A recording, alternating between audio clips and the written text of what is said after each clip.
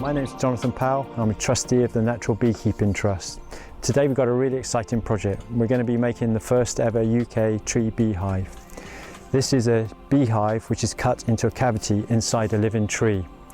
This used to be widely practiced across Eastern Europe up until the 20th century and is now experiencing renewed interest. Tree beekeeping is perfect for bees. It follows their natural instincts. Bees are under pressure from modern agriculture and beekeeping practices, but here we can let the bees follow their own innate preferences. I'm Nick Adams, I'm the wildlife expert here at the Pertwood Farm. It's about 2,000 acres of organic farmland. We've got about half of it's grass, half of it's arable. Well, it's been organic here since about 1987, so that's about 30 years now, and it's one of the longest organic farms in the area. The current owners have owned it for 7 or 8 years now, and they're very keen to farm with the wildlife and not against the wildlife, so having a tree hive here, like we've got being made behind us, is fantastic. I'd like to introduce you to the tree we're going to be putting the tree cavity into. This is the ash tree that we've chosen. It's about 150 years old and the diameter of the tree is about 100 centimetres, so it's just perfect for having a tree beehive. It's important to note that the tree won't be harmed when we put a cavity inside the tree. The whole point about doing tree beekeeping is to make sure the tree stays alive and we can keep the hive in the tree for many, many years to come.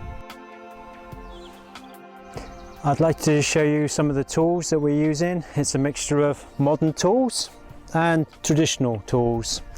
The first job is to remove a wedge from the tree. So we're using the more powerful chainsaw. I like using the smaller electric saw for some of the finer work that we do in making entrance holes.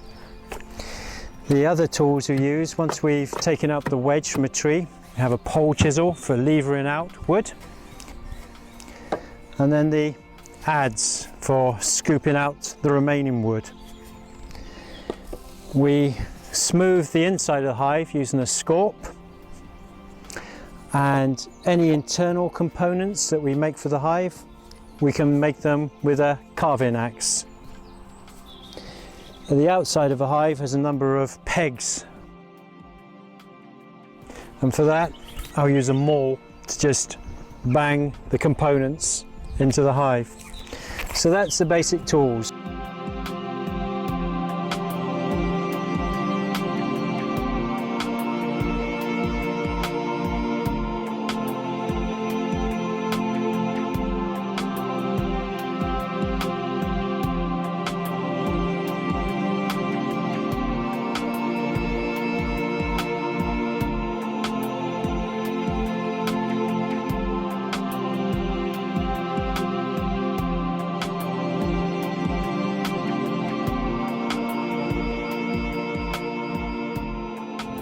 Well, we've finished our hive. It's taken us a couple of days and I'm really excited to say we've already seen a bee go inside the hive within minutes of finishing the hive. We hope to have a lot more of these hives all across Europe, in particular in habitat forests where the bees can live, have great forage, non-toxic, and more importantly, just be left undisturbed.